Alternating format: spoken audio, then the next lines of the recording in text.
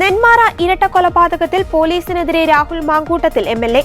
കേസിൽ യഥാർത്ഥത്തിൽ ഒന്നാം പ്രതി പോലീസാണെന്ന് രാഹുൽ മാങ്കൂട്ടത്തിൽ പറഞ്ഞു. യൂത്ത് കോൺഗ്രസ് നെന്മാറ പോലീസ് സ്റ്റേഷനിലേക്ക് നടത്തിയ മാർച്ച് ഉദ്ഘാടനം ചെയ്ത് സംസാരിക്കുകയായിരുന്നു യൂത്ത് കോൺഗ്രസ് സംസ്ഥാന അധ്യക്ഷൻ കൂടിയായ രാഹുൽ മാങ്കൂട്ടത്തിൽ. പ്രതിയോട് വിനയപൂർവ്വം ബഹുമാനം നൽകിയാണ് പോലീസ് പെരുമാറിയത്. ഇത് അഖിലയ്ക്കും അതുല്യയ്ക്കും അച്ഛനെ ഇല്ലാതാക്കി. നീച പ്രവൃത്തിയാണ് പോലീസ് കാണിച്ചത്. ജാമ്യവ്യവസ്ഥ ലംഘിച്ച് നാട്ടുകാരെ ഭീഷണിപ്പെടുത്തിയ പ്രതിയെ പോലീസ് എങ്ങനെയാണ് കണ്ടില്ലെന്ന് നടിച്ചതെന്നും രാഹുൽ ചോദിച്ചു. പോലീസിനെ ശമ്പളം നൽകുന്നതിന് പകരം കോലം നിർമ്മിച്ച് സ്ഥാപിക്കുന്നതാണ് നല്ലത്. ക്രൂരകൃത്യം ചെയ്യാൻ ചെന്താമരയ്ക്ക് ഒത്താശ ചെയ്തത് പോലീസാണ്.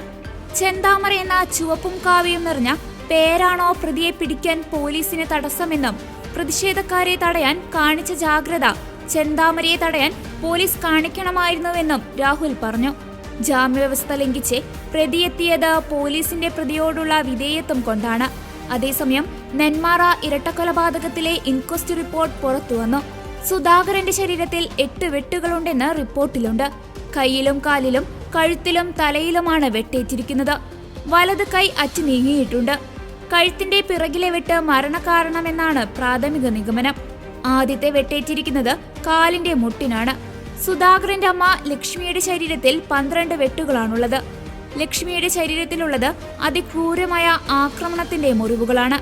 കണ്ണിൽ നിന്നും ചെവി വരെ നീളുന്ന ആഴത്തിലുള്ള മുറിവുണ്ട്. ഇവരുടെ ശരീരത്തിൽ ഇതാണ് മരണത്തിന് കാരണമായത്. അതേസമയം ഇന്നലെ നടന്ന കൊലപാതകത്തിന് ശേഷം ഒളിവിൽ പോയ പ്രതി ചെന്താമരയെ ഇതുവരെ കണ്ടെത്താൻ പോലീസിന് സാധിച്ചിട്ടില്ല. തിരുപ്പൂരിലെ ബന്ധുവീട്ടിൽ പ്രതി എത്തിയിട്ടില്ലെന്ന് പോലീസ് പറഞ്ഞു. പ്രതിക്കായി ഇന്നലെ ഡ്രോൺ ഉപയോഗിച്ചുള്ള പരിശോധന വരെ നടന്നിരുന്നു. കൊല്ലപ്പെട്ട സുധാകരന്റെയും അമ്മ ലക്ഷ്മിയുടെയും സംസ്കാരം ഇന്ന് നടന്നു.